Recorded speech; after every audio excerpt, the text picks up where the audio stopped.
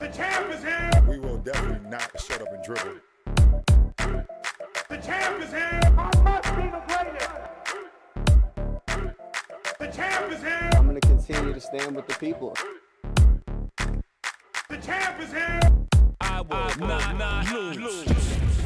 I'm a bad man. I shook up the world. Yes, welcome. You could have been anywhere in the world, but you are here with we. My name is EJ, and I got my man. Hey, mate. He is the DB of the show, and we are Black in Sports, giving a voice to the culture that won't shut up and dribble. Here covering it all, laughing at it all, while providing a platform to be heard. So let's go ahead and pay these bills. Today's show sponsor is Windermere agent Stacy Connor. Wherever your real estate needs are, Stacy will help you reach those goals with confidence. Top real estate agent. Head of the director of the sports and entertainment division. You can reach her at 702-741-5944 or Stacy Connor at windermere.com. All right, man. So you know how we do it, man. Let's get right into it. So excited to have our guest in the show today. Former UNLV quarterback. All right, son of a preacher, man. Ooh. Yeah. Man, homework. Protector of these Las Vegas streets, okay? Blogger and UNLV broadcaster Caleb Herring. Let's clap it up. Let's clap it up, man. Whoa, hey, you the first person that led out the gate with preacher. That's the preacher's up, man. Son of a preacher. Son of a preacher, man. That's what's up. If I had the music, I'd drop that right now for you. Hey, so how we jump into it, man, is always, as you know, is a shoot your shot moment. So this is where you tell the people, you know, when you went for it all, bet on yourself. It could be win or lose. You know, you could have scored a touchdown or you could have fumbled the rock. So give us a shoot your shot moment. Oh, man, shoot my shot. There's been a lot, and I missed probably more than I made. But Okay. I'm gonna go with this one, and this is gonna give me some brownie points somewhere. Oh, let's get it. I'm going with my love life off the top. I shot my shot with a girl that was way out of my league, and I hit that jumper, like because we hit it off and we made it. But no, I mean, if I want to go there, did you lead the wrist up? I left it up. Oh yeah, I left it up. I let her know about it too. Like, I got you. That was a bucket from deep. That's what's up. Hey, that was brownie points though. Hopefully she hears that. So I mean, give us a little bit Background. Yeah. So my background, man. No, how you shot that How shot? I shot my shot? Yeah, Oh, man. Like so, you man, can't just talk you know about what? the highlight. We want to, You know what? So the game plan was simple, man. Okay. I came out the gate. First day of class, at UNLV. We met at UNLV. So Okay. First day of class, I see her sitting there. I'm like, man, bad. Instantly, like she came to school dressed. Like that's like in college, Yeah. people Okay. don't dress up. That's to school, a right? lot. That's an indicator. That was there. right. So Yeah. I was intimidated off jump. So I was like, I'm gonna play it cool. I'm not gonna put it all out there just yet. I'm gonna see how things go. Uh-huh. Couple of people shot their shot. Some teammates of mine shot their shot. Crashed and burned. Ooh. I'm witnessing this. So Okay. add to the intimidation. So I played my silent role. I just sat in the back, did my thing. Mysterious. She was curious about things. And then the way I started conversation, game plan. I'm telling you, this was my plan. I'm not even joking. Let's get it. I told him, like, look, I'm gonna talk to her, but through the discussion in class, right? So Okay. I'm gonna talk to the professor and say stuff that I know is gonna get under her skin or that we can argue about. It's an open Okay. discussion class. So she starts talking. Okay. I start talking about counterpoints in class, and she turned around, look at me, we giggling, talking in class, but it's in the context of a classroom, right? Absolutely. Hey, I played that for like half the semester, man, and she started itching. She was like, I need to know what he's about. Right. Hey, and I kid you not, this is a quote. This is what she said to me. She left the classroom. She stood outside the door and waited for me. And I walked out. She said, hey, let me pick your brain. Rap. There it is. That's where you lead the wrist up and you walk over to the studio. You say, let's chop it up. Because Yes. once we there, we good. And There the rest it is is. history. 2 years There it later, is. we married with a kid and, See, I like that game plan. That, Everybody can't be out there J.R. Smith. Right. messing man, up- man, Set up the J.R. offense. Smith. You set up the offense. Set up the offense, You man. set the offense Run the up. play. Run the play, man. Run Hey, the play. man. Scotty, here. Triangle. So, Caleb, what started your love for sports? Honestly, I didn't have a choice. I think honestly, I was born into it. Like I know probably not genetics. It's not, you can't trace no genetics and nothing like that. But my dad was all athlete at Long Beach Poly. That's where we went to high school at Long Beach Poly High School, which is traditionally just a sports Big time school. sports. Yeah. He's a starting quarterback there, starting point guard, and things like that. So sports was in my family. All my uncles played sports growing up. So when I was born, by the time I popped out, the Rams and the Raiders was all we talked about in Southern California. I was born into that. So it's a funny joke now going back in my family. People used to call my family the starting five because my dad was a coach for all my life. Okay. So And there's five brothers and sisters. So they would call us the starting five. All of us played sports, track, basketball, football. Like we was all involved in sports. So they would call us the starting five, and my dad was Coach Herring. That was just what it was. So I was born into it, man, really. And the itch started for me before I knew I could play. I mean, if the talent part didn't pan out, if I wasn't, good at basketball or football, it would have been the same love and energy for me around sports. So right. It was something I was born with. And I think my dad is definitely, you could trace the source. That's where I got it from. How competitive was the household? Too competitive. Yeah. It's a wonder we survived. Like, it was crazy in a sense where, we never played against each other, like in sports. Like, it was never like, your team versus my team. It was always, those backyard games between the brothers and stuff like that. But when it came to like watching each other play, we would compete in stats. Like my brother who's older than me, was starting varsity quarterback at his high school. I went to a different high school across the freeway. Okay. And so we would compare our stats because I started varsity as a freshman. I'll hold that over him to the day we die because he didn't start varsity as a freshman. So I tell you, hey, look, my stats it was crazy. Friday Night Lights, Friday Night Football was like a thing, the big thing, right? Absolutely. So HS Game Time in a Press Enterprise in Southern California was the paper on Saturday morning that everybody got to check their stats. So me and my brother would be literally sitting at the table with College Game Day coming on for Saturday morning college football, and we'd be looking at our stats like, nah, I had this, you had that. Nah, I don't want to hear nothing about that. I balled, you didn't. Y'all lost. That kind of comment. We was competitive, and that was like all our lives. So of course we had fights and stuff like that, but I think that competition at home made it easier for me, especially being the younger of my older brother. He, I was 3 years behind him, so that competition made me better because I would play with all his friends. Right. So when I got back to playing with my peers, it was like, wrap. okay, what are y'all doing? Y'all don't had got it like that. No chance. Yeah. So I mean, the competition was there. It was alive and well. So you used to that? Was it obviously football? We're gonna get to football, but what was the other sports that you guys kind of dived in, or that you dived into? Basketball was my first love. Actually. Okay, that was a sport that if you could go back to middle school me, like 6th, 7th grade, like people would have told you he's gonna make it in basketball. That's his sport. Okay. I was a wiry kid. I sprouted up. I was 6'2", and, when I was finishing up middle school. And the basketball powerhouse in the area is Rancho Verde High School. Not really a powerhouse, but that was predominantly a basketball school. Their coach had me signed, sealed, delivered to come there. And I was getting ready to play basketball. Some things fell through. The crowd, my dad didn't want me hanging out with, so I ended up going to a different school. And then that school's basketball program just wasn't up to par. So I kind of fell out of basketball and then fell right into some successful football. And that's kind of where that was my freshman year in high school. It was my first time playing quarterback. And I fell in love with that position, specifically in football. And then from there, kind of branched out and things just, the rest is history with that. So Kobe was your guy? Of course. Yeah. My like God, man. Look, the first celebrity I ever cried that a celebrity passed away. Like sometimes they when you get you ain't got to explain that. Everybody felt that. Man, and I was crying. The thing is, like, all I knew growing up was Kobe Bryant. Okay. Like as far as sports and like what it takes to be great. Like growing up in the 90s, early 2000s, that was like the golden age for me, at least, with Laker basketball. Like, I mean, of course, the 80s. If I wasn't there for that, I know Magic. I respect that, but Kobe Bryant was the most consistent thing in sports, not just basketball, but in sports in my life. Like, so his greatness like superseded everything to me, and I didn't even realize the ways that he was an example to me as far as like how I carried myself when I did play basketball. Saying Kobe when you shoot. I mean, it's like it's the little things, and then even after that, his after basketball career, him being a dad, like that transition in his life, I used him as a reference to how I was going to translate as a father to my sons and to my daughter after playing the sport for so long. And the transition of becoming a normal person, I guess, like to live an everyday life outside of sports. I looked at Kobe for stuff, and I didn't even realize it, right? Like, and so when it hit me, like it was one of those things like, no way, it ain't real, right? And I'm with my wife at the time, and we're sitting there, and it's coming across TMZ. I'm like, TMZ, that's not true. TMZ. Like, what, are you kidding me? Hit him with it, man. Got to be fake, right? Yeah, that's when I knew it was. I saw some stuff, and I was like, dang, TMZ said this because they was the first one on Michael Jackson's thing. Right? So I was like, hey, it's some truth, and I'm seeing pictures of the crash. I'm like, wait a minute, this didn't happen. No way. Then when it started flooding all over ESPN, I said, if it's on ESPN, it's got to be confirmed. That's when it's Right. verified. But like And TMZ doesn't. Man, they don't miss. They don't miss. They don't miss. I Well, don't they know. on their roaches. Right. They on everything. Man, they got birds somewhere. Spies. They know all the details, everything. right? Yeah. So in every corner, boy. man, it was so yeah.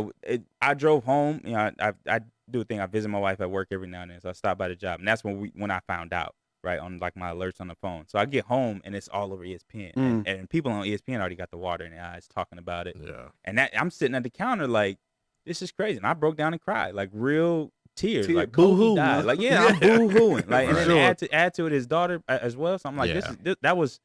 But yeah, Kobe was that dude. Regardless of whatever happens after Kobe will forever be the legend for me as far as Lakers and as far as basketball and sports greats go.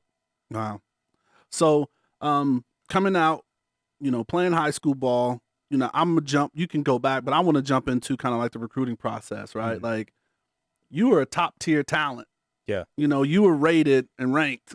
You know what I mean? Three star? Right, coming Yeah. out like it wasn't like a myth or social media. Like you were the truth. No, yeah. So- Coming out, and you came out against some competition. So, what was that recruiting process? And I know you've shared that other places, but for our listeners, why UNLV, and especially with who you were coming out with, because you came out with Derek BC. Carr. Yeah. Mhm. So, so all these guys that are now like perennial names, and he like Derek Carr, he was obviously turned out to be the biggest name of, but at the time it was Matt Barkley. He was Matt. like the chosen one. Yeah, like, he coming out was. of modern day, Golly. like so. I mean, USC was all over him. I think since the 8th grade and stuff like so things like that. For me, the recruiting process was different because I went to a lesser known high school. So my high school was brand new. I was the first freshman class to finish 4 years there, right? So we're not on the map as far as a football powerhouse. got you. And in California, the state championship, the way it worked then, like you there's 3 different divisions, and we were in the bottom division. And as a newer school, we didn't get the bid. Like they literally vote for. I didn't lose in the time where we were officially in a league, and I didn't lose a varsity football game. Like we was 28-0 my junior and senior year, right? So Back like to back. right. So it was like we thought we were gonna get the state bid, things like that. My personal thing as we're getting recruited, these guys had the modern day backing. Like Derek Carr had his brother, like David Carr. Like it was like following his footsteps. He's gonna go where he wants to go, right? So my junior year, I'm seeing all these other guys committing early commits, and as a quarterback, I'm like, the window is smaller for There's quarterbacks, only so many right? scholarships Like, out it's there. only so many out there. So, and I'm like, I don't want to get left, sitting out in the cold. Right. So I'm in a hurry. I'm like, whoever, puts Comes that with first it. full offer out there, I'm biting, right? UNLV was the first ones to come strong with me. Like they came to my house. It was the first official house visit I did. They was at the house like telling me all I wanted to hear, right? Like they're Right. gonna do with everybody, right? They're telling me everything. So I'm like, okay, I fell in love with them, and so I verbal commit. And at the time, I'm thinking verbal commit is good as sign. That's a good sign to deliver. I turned off recruiting in my head like that. At the end of my junior season, it's maybe like February, before my senior year. I'm like, I'm done with recruiting. I'm good. Yeah. I'm locked in, full scholarships right down the way. UNLV. I'm gonna go in there and start. That's honestly what I'm thinking. I'm going there and start my freshman year. Resurrect the I don't program. know who the quarterback is, but he coming off that spot. That's what I'm thinking, right? He obviously got a rude awakening, but that's what I'm thinking. So I turned off recruiting. So that next year, I ball out again my senior year, and Okay. the stats is crazy. And like I said, that HS Game Time and Press Enterprise, I'm comparing my stats, and you can go all over the county. I'm looking at Matt Barkley's stats. Like I beat him this week. Like Derek Carr, what? I beat him too. This like my stats is on par with these dudes. Right. So I'm thinking like I should be getting some looks. So at the time, Chip Kelly was at Oregon. He gave me a look, right? So he noticed my stats and how I was playing, and he came down and actually I did a workout for him. This is my senior year. It's toward the end of the season. He comes down, or maybe after the season. I think it's in December. He comes down and he's like, I want to watch you work out.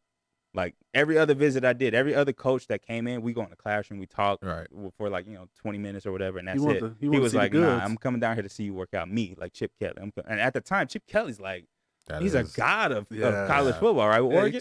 He comes down, I do a little workout on the field, whatever. He's like, yeah, man, you could play at Oregon for sure. I think he can fit in there, but with the way we're doing things this year, I'm offering another guy a full scholarship. We're really going after him hard. So we would bring you on as a partial scholarship. You have to walk on, earn your way that first semester, and be Yeah. a preferred walk on that way. That's tough. So man. in my head, I'm like, I can't afford nothing. Like, well, like what Right. are you talking about? A semester of paying for Oregon? Nah, man, I can't afford that. So I'm like, if it ain't a full, I really can't do it. Plus, you bringing me in to compete with some dude, and the dude happened to be Taj Boyd, who backed out and went to Clemson. But like, so that whole fiasco in recruiting, I learned a lot about it. Number one, your verbal commitment don't mean nothing. Doesn't mean nothing. I'm trying to stay loyal to my commitment with UNLV, all this, that, and the other, which, worked out for me in the end. Right. But I could have kept my field open. So I, know what could have happened. You never know, right? So I lived a lot of my life with that what if scenario, with that around the recruiting process and making that decision when I was 17 years old, not really knowing much and rushing because I felt pressure to. Man, if I could go back and do it over again, I would just enjoy the moment and soak it up and be like, hey, whatever suitors want to come, yeah, let's go, let's do it. I'm looking out for me when it comes to this, you know? So, hey, it is what it is. It was a fun ride, but I ended up where I was. There it is.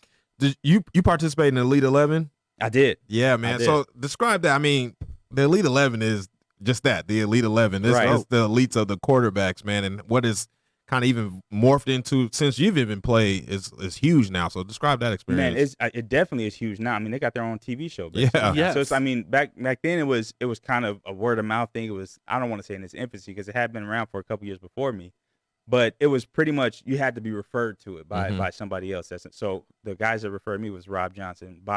He had a satellite camp, and I went and played did the camp there in the summer, and they referred me like, hey, come to this Elite 11 camp. So I went. I went to a couple of different locations, but the one in Cal was the one where everybody at Cal, Berkeley University. That's the one where all the other quarterbacks. That's where I met Derek Carr. We chopped it up. He was actually my throwing partner. Okay. Up at that camp, Matt Barkley was there. So all the top quarterbacks were there, and they just basically at that time put you through like some drills. There wasn't a lot of cameras like it is. It wasn't production, but it was intimidating though. Wow. Because it's like the first time that, I mean, looking back at my life, like this is the first time I'm on the stage with the big dogs, because I went to a smaller high school.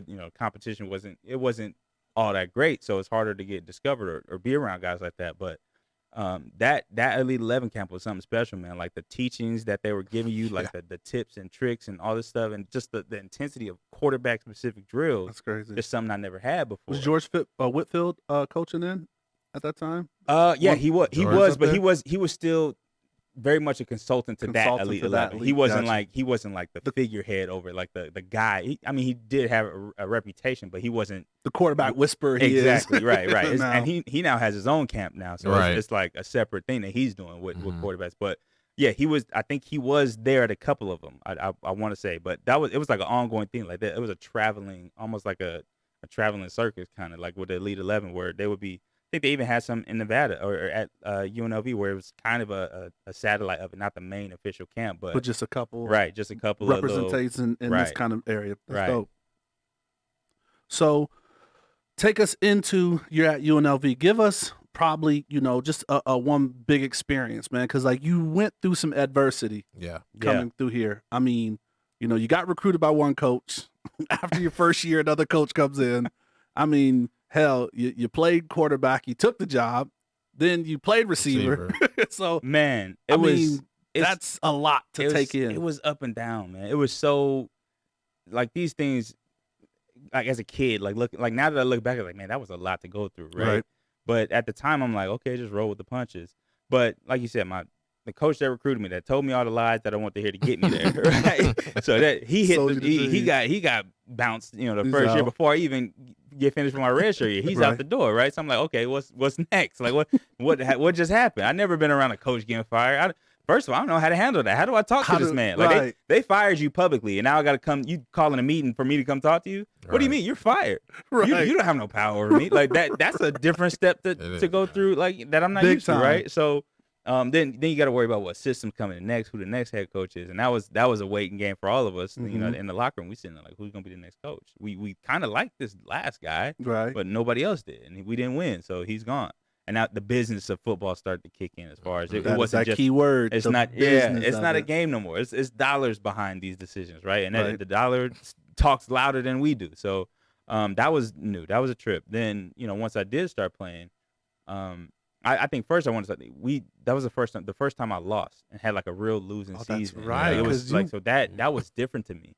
Like in the locker room with all 20, 22-year-olds at the time. I'm 18, just turned 18, and we got that first loss of the year. We get waxed, and I'm like, and I'm in the locker room devastated. I didn't even play, but I'm in the locker room devastated by it. It's still a feeling, man. It hurt. And I'm like, I didn't even do this. This wasn't even my fault. And dudes is, that play come in the locker room is like, where's the party? And like that, it's a whole like culture shock where it's like y'all are okay with losing. Like right. you supposed to be pissed off. Like you supposed to be ready to fight somebody at the end of it. So that was a whole transformation. That whole first year was like a lot of that, right? I wasn't used to it. Then I finally get to play. I'm thinking I'm coming in lights out and ball, right? Right. And a couple of times, like in my freshman year, my redshirt freshman year, I came in, I threw late touchdowns in the fourth quarter. I wasn't starting yet. So I would throw touchdowns. Like, yeah, man, I can do this. Like next year when it's my show, I got this in the bag, it's right? on. Yeah. So that first start against Wisconsin, Like I'm talking about, boy, sit down. Like you are not ready because this is Russell Wilson. Like he just came to Wisconsin. They're top 5 in the country. Like, and we go to Camp Randall. We up there. It's jumping. I'm like, this is what I live for. These are those moments, right, that you see on TV that you want to be a part of. Humble pie. 2 slices. Like there was like, nah, you like you're not Lights ready out. yet. Like chill. So I went through those learning curves, had a rough season, had probably the worst game in my career against Reno that year, which hurts more coming from UNLV. And that got me bounced. I lost my job, right? Like you was a starter and not no more. And again, the business of it. The new coach was like, nah, I didn't recruit you. I got no patience for that. Right. I'm bringing this freshman. He gonna take your spot. And you're going to have to play receiver. His guy, too. Right, his guy. And that, like you said earlier, the business, that's a word that I really took to heart during this stretch. Was like, it's a business out here, production-oriented business at that. Like, if you're not producing for me, you can kick rocks. I got no loyalty to you. And I felt that real tough in my sophomore, junior year when I had to go play receiver. So, and then bounce back. Fortunately, that senior year, I stuck it out, bounced back, and lived the college dream that I wanted to, at least for a season. So there you go. It was good. Only QB since 2000 to take UNLV to a bowl game. Since Randy Black was wearing the neck rolls. Shout out to Randy. Since he was a DB wearing the neck rolls. What? Hey, we going at him. Right. Facts. That's serious. Hey, DB with a neck roll, we going at him. High top cleats. Call, yeah, come here. Yeah, we checking this. Give me that. What's the call? No. This is what we doing. That's my guy. Like, I'm about to run it up on him. Period. With a neck roll? Yes. Oh, my God. Shout out to my man, Randy. That's what's up. All right, man. So we're going to jump into the career, but we may bounce back because there's some things that we didn't touch, as far as the UNLV days, but that's kind of in a little bit a co-signing of with your career. So let's start out with most people may not know. You're a part of the LVMPD here. So what got you into law enforcement? Man, honestly, necessity at first. So Okay. like it was about I need a job.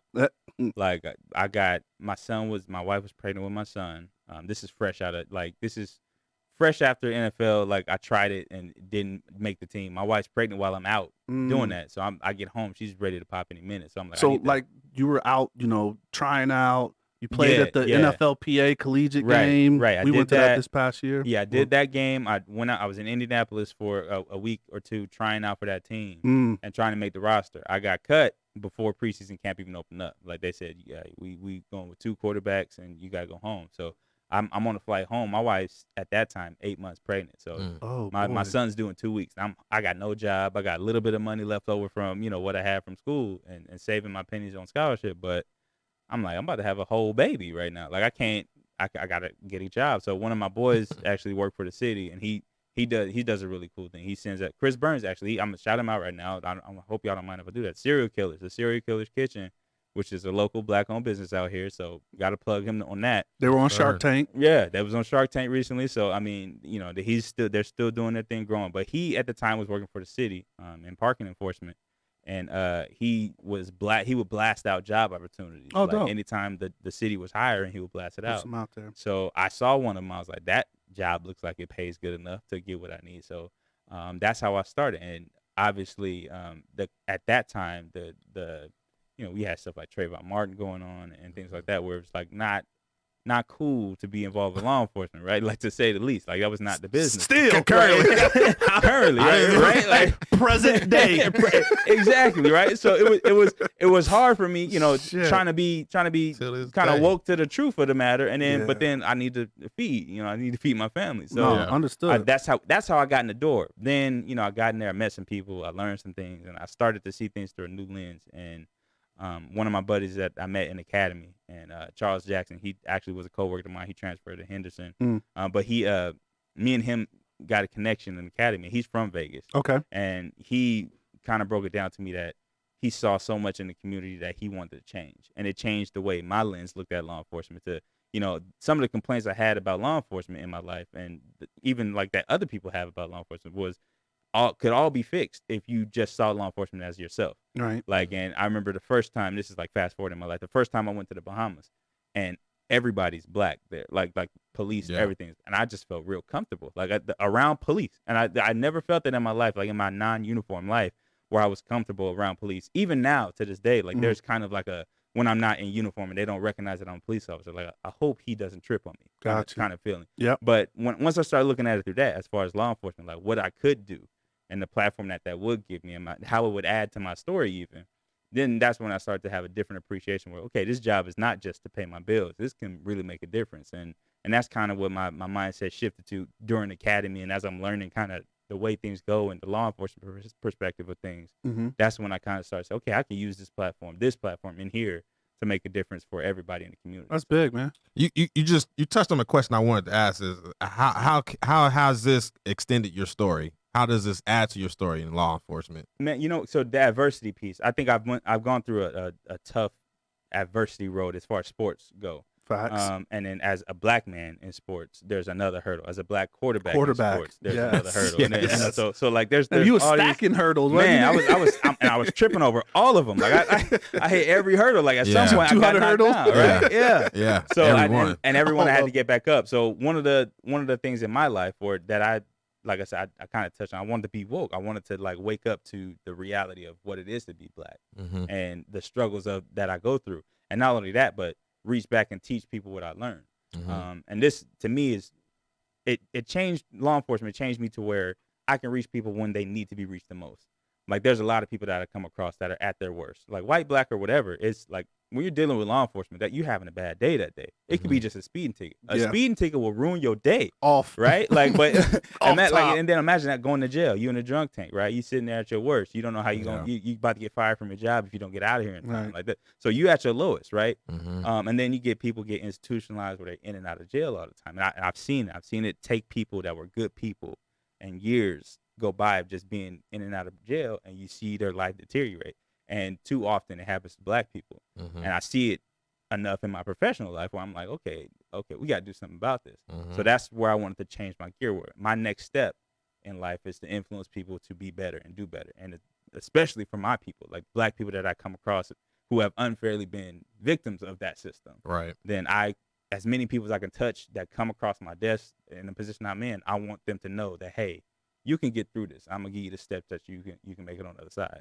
That's big time. That's really big, man. Tell me about, man, I guess callous is a bad word to say it, but obviously football, and you've had your trials with football, but the transition from when I'm done playing football to the real world in life is always different for every athlete, right? Yeah. So I guess talk about, the adversity that you touched in your football career. How's that, helped you in your present day career and moving forward in life? So it was a trauma of mine. I choose that word carefully because there's transitions in life and some it's studied and researched that transition in life is a stressful event. Like whether it's moving a new house, relationships, whatever, that's a stressor, right?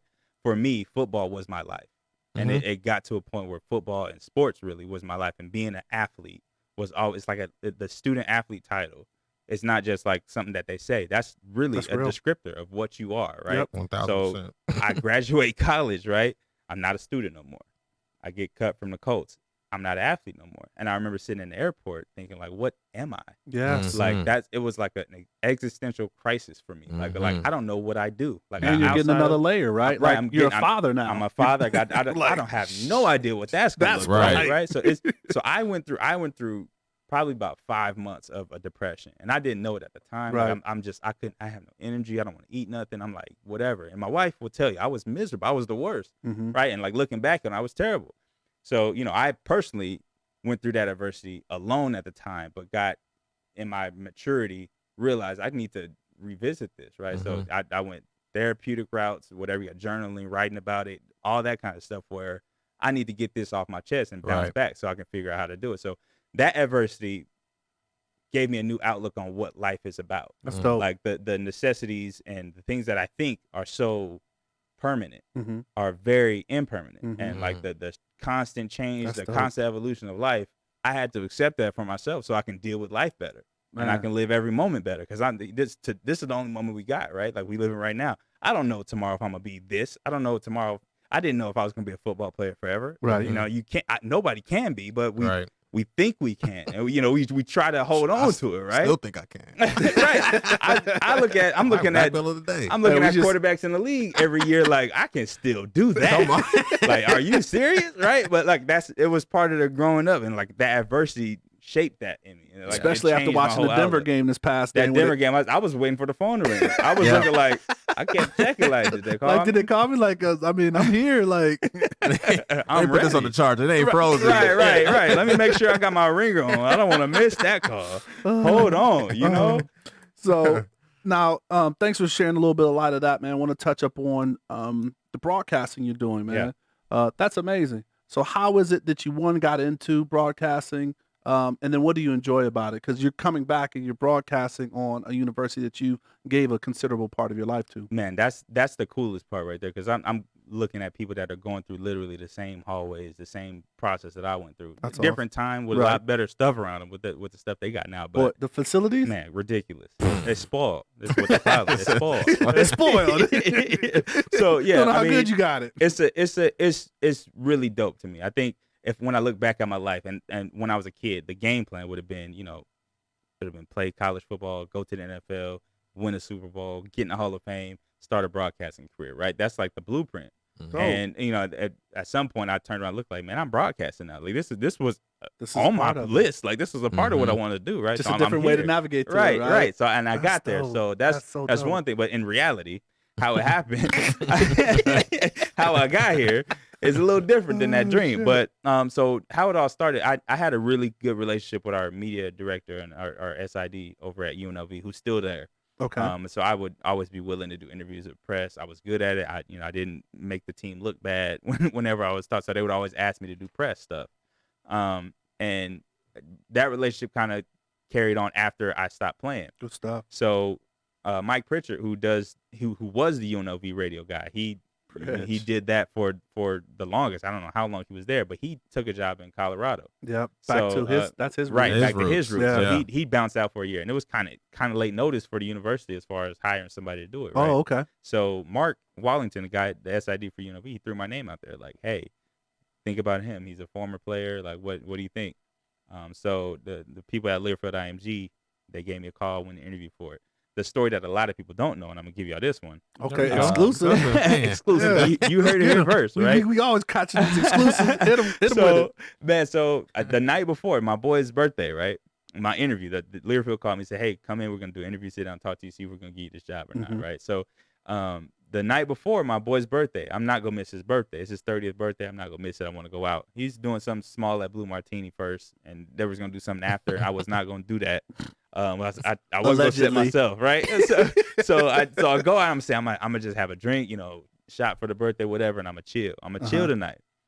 I chilled. I was real proud of myself. Like Okay. I said, I took the shot. I had a couple sips extra, Mhm. but not to the point where it was like no extracurricular, activities going on.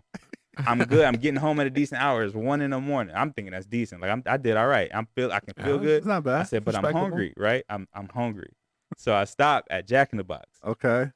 I get a spicy chicken sandwich. Ooh, you went wrong as soon as you said that. Man. My So- stomach started hurting just now. Man, right. 1 in the So morning, Jack in the Box, I'm- spicy chicken I'm sandwich. telling And you, drinking. We've been drinking I ain't too. had one since because of this night. But I promise you, I got that spicy chicken sandwich. I'm not drunk at all. I got the spicy. I got home 1 in the morning. I said my interview's at 3. I'll be good. I'll sleep.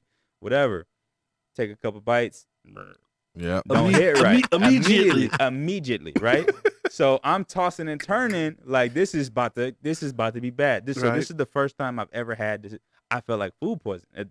I'm telling you, from like maybe 2 in the morning till 12 the next afternoon, I'm projectile vomiting. Like I don't know how I'm about to keep it together. Right. My wife's like panicking, like you were so close to getting it. I'm like, I know, I messed up. I'm a wreck. Like I'm like noise. so I'm drinking water, like just trying to get it out. Like I need to get this out of me, whatever it is. Right. So the interview comes up, and I literally before I go to get in the car to drive to the interview, I let another one go. Like I'm like, this is crazy. So I drive over there. I'm like, hold it together. Get it, whatever this is, hold it together. Whatever it is. So I go in there. I take my last little swig of water, and I'm on E. Like there's nothing in my stomach right now, right? I'm in there. I'm sitting in there for maybe 30 minutes, like getting through these questions, answering about what I'm gonna do and how I want to produce or proceed with being an analyst or whatever and my role. And I'm just holding it together, hoping that nothing goes wrong, right? I'll come out. Man, I'm like, please don't come out. Like, stay. Like, give me a minute, right? I'll let you have whatever you want to do the rest of the day, but just let me get through this interview, right? Jesus, and please. I'm telling you, that, like, to this day, I don't know how I held it together, but for 30 to 45 minutes, I held it together. I got to the house, right back at it for that whole day. So, thankfully, things went good for the interview. I landed the gig, and I haven't looked back since. That's awesome. Well, I mean, EJ, sorry, there goes the Jack in Box sponsor. That's out. That's out. We lost them. Sorry. Just change the recipe back, man. 'Cause they had made it too spicy for a minute. Sorry. Like it was different. We'll change it. It was really Arby's. That's what it really was. Right. That's what it was. The roast beef salad. Arby's. It was Arby's. It was Arby's. It was Arby's. Yeah. So I guess watching the game from that perspective, from a broadcast perspective, how is it different for you? Are you doing the Romo stuff, predicting the plays? How are you going about it? It's different for me because it's radio. So I would like to do the Romo stuff, when you're predicting and kind of going on tangents. Were a you little bit. seeing it and kind of saying, yeah, because there's things that even watching NFL games, I just watch football differently than a lot of people. I watch football like a film session. Right. It's just like I have a different appreciation for the game than the average eye, which is I think part of what I try to bring to the broadcast booth. But it's different on radio because I don't have time to there's no visual aid for what so that's the play-by-play guy got to jump back in and get what he does and describe the action before I can go on. So there's very few times. Because you're doing color? Or I'm doing the color. I'm analyzing what I see and this, that, and other. The play-by-play is, hand off on the left side, down the left sideline, 40-50, that kind of stuff. Like I can't let him not do that on the radio because you can't see it. Like our audience can't see it. Right. So I got to real quick get they got it. Right. Yeah. So I don't know. Kudos to him because my partner Russ Langer does a great job. He's been doing it for 13 years now too. So he's real good at it. So but yeah, I don't have the time to. I love Tony Romo's one of the influences for how I approach broadcast because I never want to lose that connection as an athlete, like as a former athlete, because it gives you so much default credibility in the media world in general, but especially in the broadcast booth, because what you're saying has validity. You lived it, you did it, you know what you're talking about, especially quarterbacks. It just works a lot. So Tony Romo is one of the guys. I just can't do it as much right now as a broadcaster because I'm on radio. Right. When I bust through and get on the TV, when y'all see me, it's gonna be different. It's just you're gonna take over the teleprompter. I'm drawing over that thing, man. I'm putting my signature on the bottom. That was by me. I told you this play was gonna happen, right? But yeah, it's a different ballgame on the radio right now. How often do you, I guess, study the game now?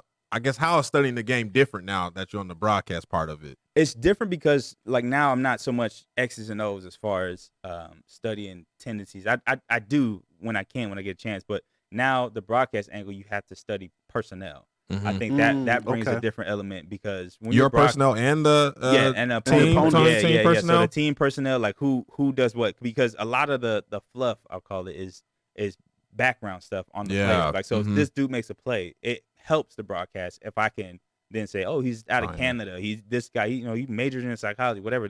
His family does this. He's been doing this since he was knee high to a grass. Like that kind of stuff adds to the broadcast where it's like, okay, he's not just talking about football because a lot of people can talk about football, but that's the research that I have to do, like where it's adding that personal touch to things and trying to find, especially with UNLV right now because they're going through some tough times.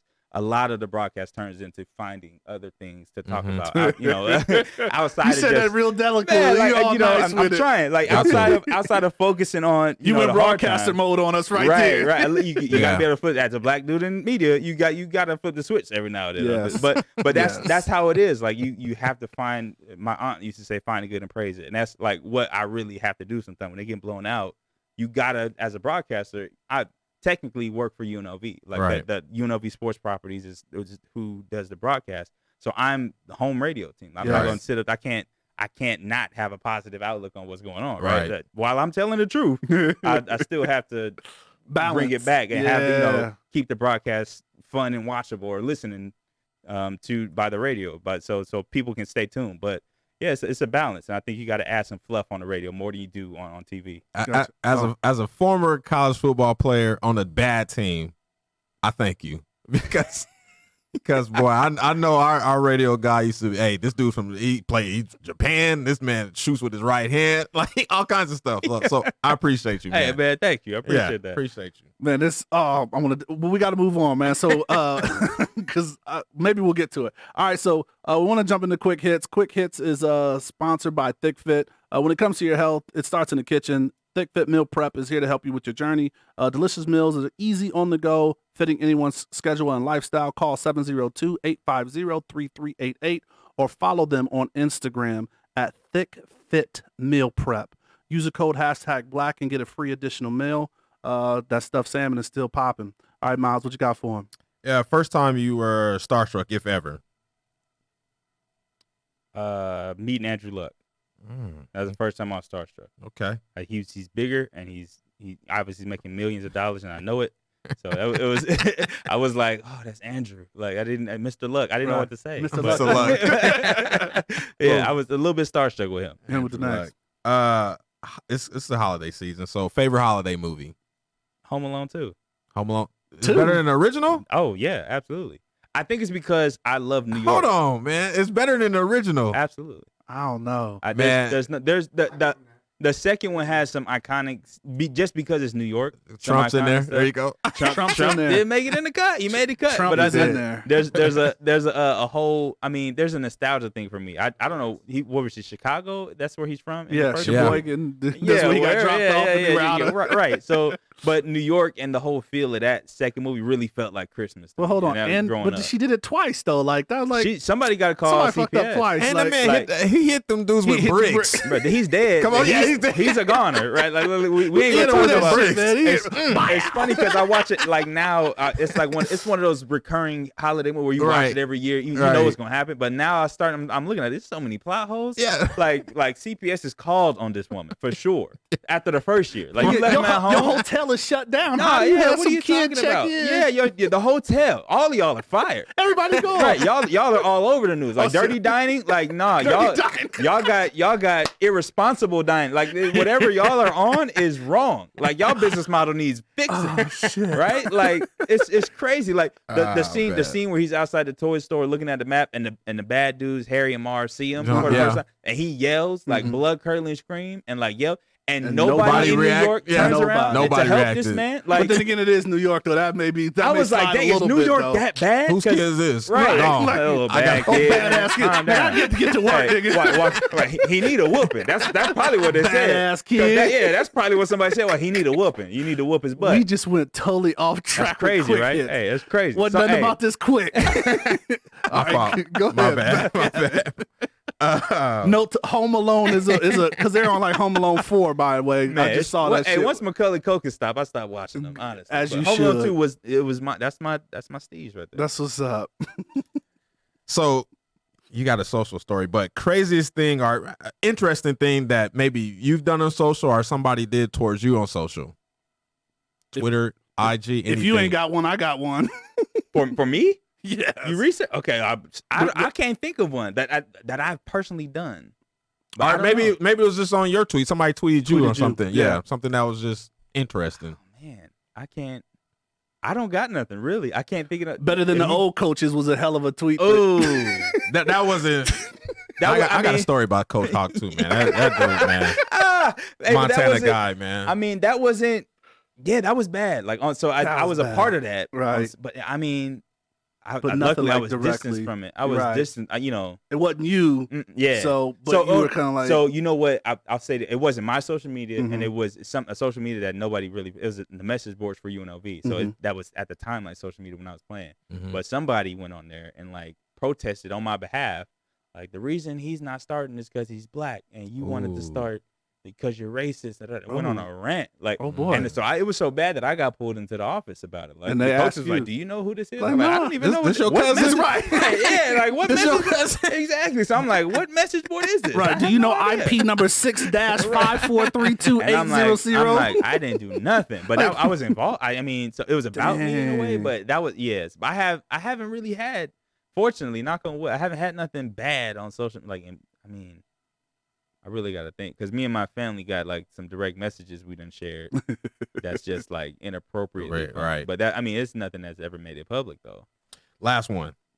Give me your top 5 quarterbacks. Use your quarterback. I want to hear this. Ooh, I mean, all time. All time. Okay, so Aaron Rodgers is number 1 all time. I don't care. What? Aaron Rodgers. Okay, continue. But Aaron Rodgers is that number threw 1. me. Yeah, and you said he was number 1. Number 1. Okay, That's continue. Chin strap. Yeah, off the rip. I'm one of my favorite quarterbacks. I wasn't a lot. Dan Marino was one of my favorite quarterbacks. I could dig it. Off of respect for the fact that I watched this franchise the most and watched the greatest show on turf the most, Kurt Warner is in my top 5. Wow. And this is not. Let me preface. I should go back and say this is not the best of all. This is your top 5. This is your top 5. Yeah, I'm like my favorite, right?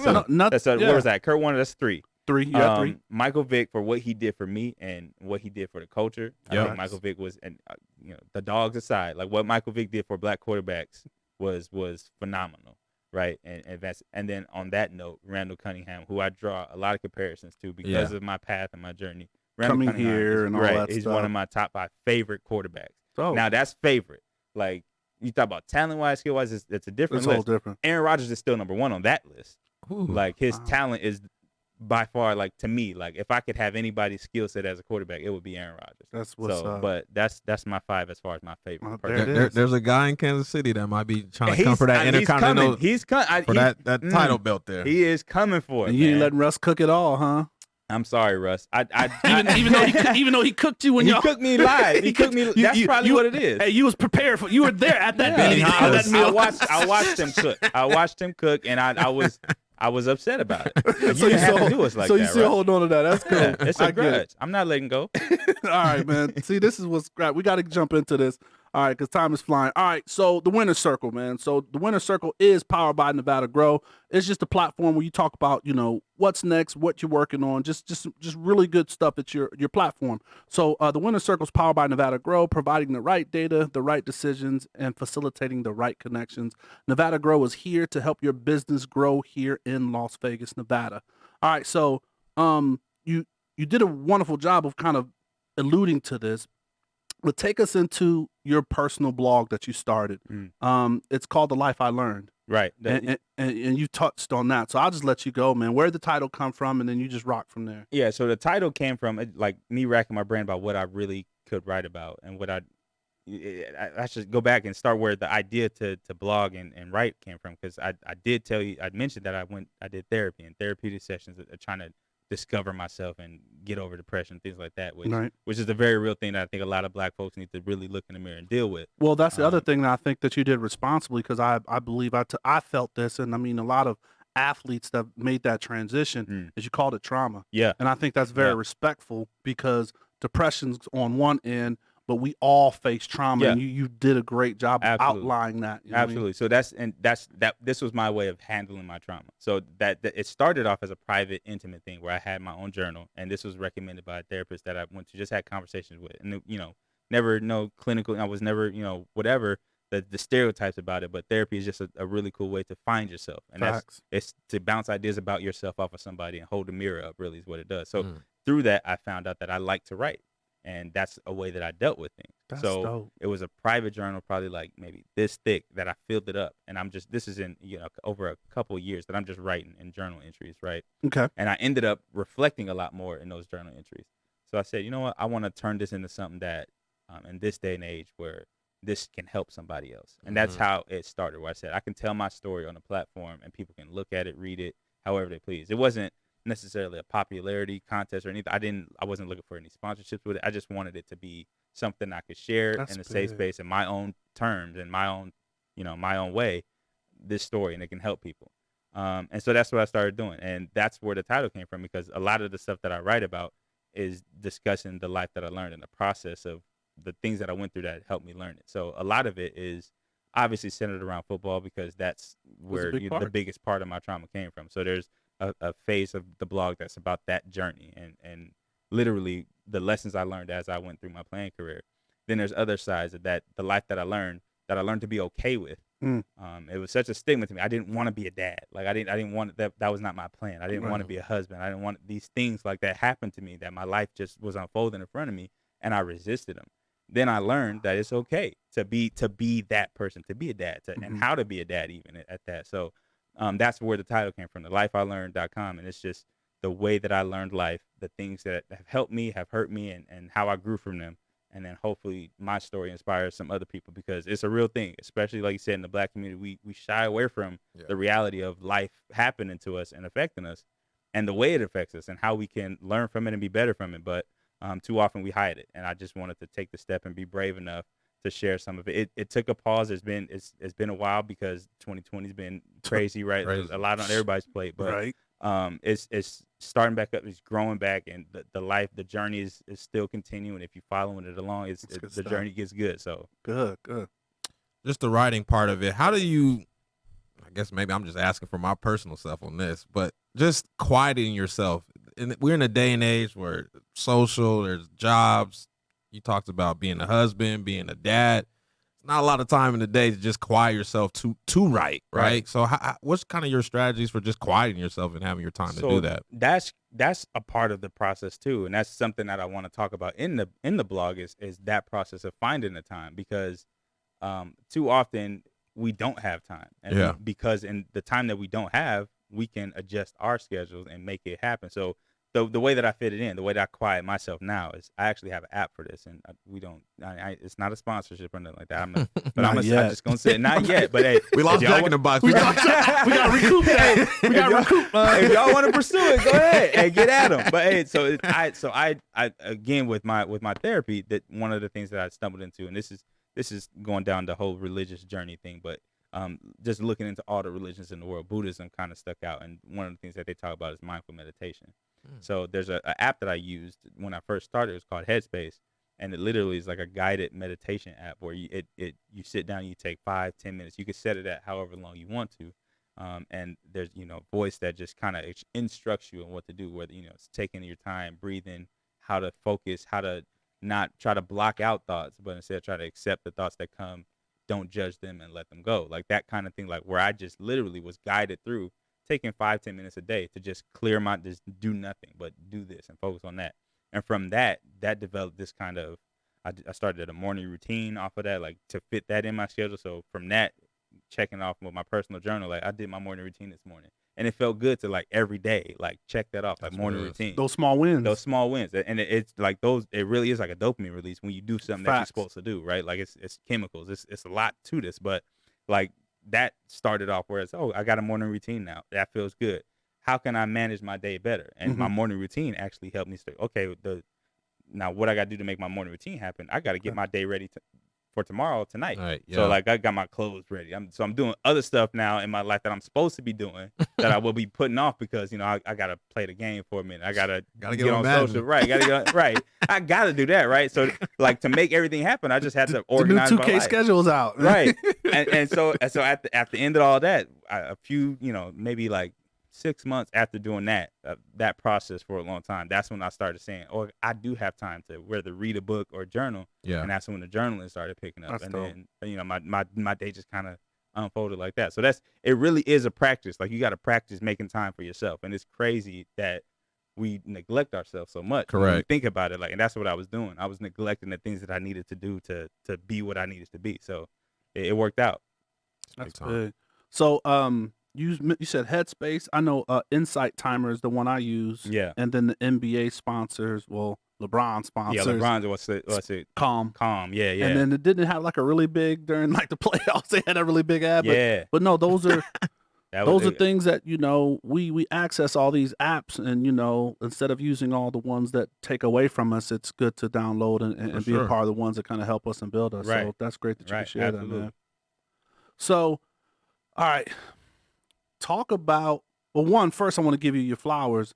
Your writing is amazing. Yeah, it's dope, man. Oh, I appreciate that, man. It's real dope. Right? I really appreciate that. No, it's dope. I mean, just the way you take us through it, you connect us, you're open. So the goal, if I can assess or pick out what you said was a goal, was to help other people. Yeah. Man, you're doing it, man. So man, I appreciate want to that. definitely give you your flowers just so, as you can, get back to doing that. What is like the long-term like goal for this, for just the blog? And then because I want to get into your last thing that you talked about too, but what's a long-term goal for the blog? So for me, a long-term goal has turned into writing a book. And okay. So that the blog post turned into writing a book. That's one thing. That's one aspect of it. The second aspect of it is to turn it into, and this is something that I don't know how I can flip this, but to turn it into something that turns. I don't know if you heard about. You guys obviously know about the traveling shows or inspirational speakers where they go around and tell their story or tell other whatever anecdotal stuff to inspire people to do things. So that's kind of where I wanted to go eventually as far as my journey side goes. But then I just want the blog to continue. Like the life I learned continues to grow. Like it's like my learning has never stopped. Right. It's not going to. Right. There's a new entry every day. I learn something new every day. Like I have a daughter now for the first time. So that's a new life that I'm learning. How I'm gonna raise my daughter when she turns into a teenager, I don't know. But when I get there, we're gonna learn. And I'm gonna learn. I'm gonna try my best to articulate and what I'm learning. But start a dad's help group for man, girls. We're gonna be around the table stressed. Like we're gonna be worried about it, man. I ain't got no more hairline. So also you picked up, another personal hobby you kind of described it as with photography. Yeah. Is that something part of your journey that, you figured out that kind of adds a value or a perspective for you? Yeah, it does. It absolutely does. And whether or not it's something that I'm good at, it's not even about that. It was first about trying something new. That's one of the challenge. It was a challenge that I actually had in one of my journals. Like I have these daily journals where it's like try something new. That was the goal for the day. So I said, what's new? Like what can I do? So I was like, I don't have a camera or nothing, but I always like looking at other people's good pictures when people take good pictures, right? Yeah. So I'm gonna just go around with my phone and just take pictures and mess around with it. And I started to like it, like finding different compositions and working with things like that. So so I went and bought, my simple Canon M50. Like I was like, let me just go get this camera, whatever. I don't know nothing about them, but M50. I heard it. People was like, oh, I vlog with this camera. It's a good little everyday. I was like, all right, let me just get that one. Right, it's not gonna break the bank necessarily. So then I was like, let me just go start taking pictures. And then so I this is like right when the shutdown happened. I had the camera for a little while, and then right when the shutdown happened, I was like, this is like a moment in history that would be great to capture, like in photography. So I was like, I'm new to this. I don't really do it much, but I was like, I'm gonna go down to the strip. It was like the second night that it was closed, right? Like nobody was on the strip, but the lights were still on. I got down there and I was like, this is like how I want to explore the world through this camera. So I went and like shot it, documented. I had that at that point picked up some editing software, and so I went and edited the pictures and posted them. So they're on my Instagram, like it's this little photography. So there's some of them there, but I took the pictures and I was like, this is cool. It's going out here and expressing myself through the pictures I take of the world, like how I see the world, what I like about it. And that was the cool thing about it to me. You can't get paid to do that. Like there's professionals out there that make a business out of it. To me, that's not what it was for me. It was just a self-expression, another way to express myself and bring myself joy and just taking pictures like that. So, well, there's been like an athletes group that are get big in photography. See, I didn't know that. Yeah, so like I'll look it up because I know Frugal Athlete. Okay. So Amobi, he just got one of the friends of the show. He just got 30 under 30 for Forbes. Right. But he had a section and it talks about all these. So once I find it, I'll shoot that to you. Oh, I much appreciate it. Because it's the same thing, right? Like we're all after athletes trying to find some stuff to do. Right. And we have to find things that connect them because we've been deemed as student athlete, blah, blah, blah, blah, blah. And then all these transitions. So yeah, I'll definitely shoot that to you. No, that's dope, man. And I'm going to share this. It's not a question, but I'm just kind of giving you flowers, man. I'm sharing your blog with a couple of these young athletes that I work with, man, because they're going through a special time or a unique time right now, obviously, in high school and their transition to college. Some of them may even not have a senior year. The recruiting thing is all out of the whack, but your story, I think, is going to give a big inspiration for them. So, man, thank you for sharing your story and being open with it. I think it's going to help a lot of young youth in this time. Absolutely. That's important. I think if I could have had somebody to make it plain to me and make it normal to me, what I was going through and the things in my head that I thought was like just me. In your head. That's big. Yeah. Yeah, it was crazy. And alone. Alone. I mean, right. Me, I was the first person in my family to go to college on a full scholarship. So it was like nobody had ever done this recruiting thing with me before. Like I didn't have, and I know a lot of kids go through that where that nobody's there to hold their hand through it. Right. And nobody's there to normalize what they're going through. So yeah, I mean, if I can do that, if one or two people are, however many are impacted by it, that'll be enough for me. That's what it was for. So I appreciate you sharing that. Yeah, absolutely. Man. Well, hey man, we're about out of time, man. So what we like to end the show with is the assist. So this is where you get to drop a coaching gem or just a words that you live by. So if you could give us a quick, just a quote maybe or a philosophy that you live by. So this is a philosophy of mine. I don't know if I haven't really formulated into a real quote or anything like that, but falling in love with progress and not results. So I think too often in life, especially in this immediate gratification age of social media and everything so quick, we are so looking forward to the results that we lose sight of what we're doing, and we get distracted and we don't follow through. So for me, one of the things that I've learned, and I'm looking through to one of the things I live by, is to fall in love with progress, whether it's in your workout, your diet, whatever it is. The end goal may be what it is. It may be that 6-pack, but the progress may be, I did the workout today. I love that part. I living for the progress and not the result is something that I would love for everybody to start doing. And then obviously some cliche stuff, but live in the moment because it's the only one you got. So the past is gone. The future is not promised. The moment is all you have. So live every day, every moment to the fullest, and proceed in life that way. You don't know what could happen. Anything good can come your way when you got that energy. So there you go. Be present. Be in the moment. Man, there it is. I always say, man, there got to be an athlete in all your business, man, because we understand the process. Man, you don't get to the bowl game first week of camp. No, absolutely. Yeah, Absolutely there's a not. process to it, man. Yeah. So that's big time, man. Absolutely. Well, I hey, love that. man, time flies. I always say it, man, when you're having fun, but it's just reality. There's so many things that, we could touch and talk about, man. You had an amazing, please follow the blog, man, because there's some great stuff out there, man. The Life I Learned, we'll put that in the show notes, and, we'll put how you can get in touch with Caleb. But just once again, man, thank you. We want to thank the people, you, for listening, and we hope you enjoyed the show. Want to thank all of our sponsors.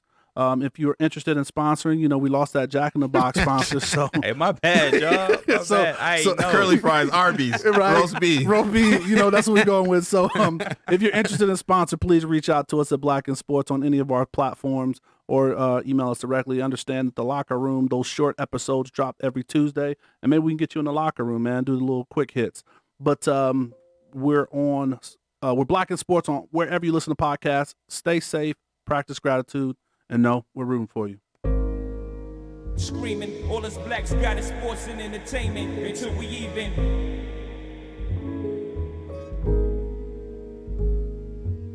Assuming I'm rooting for everybody that's black.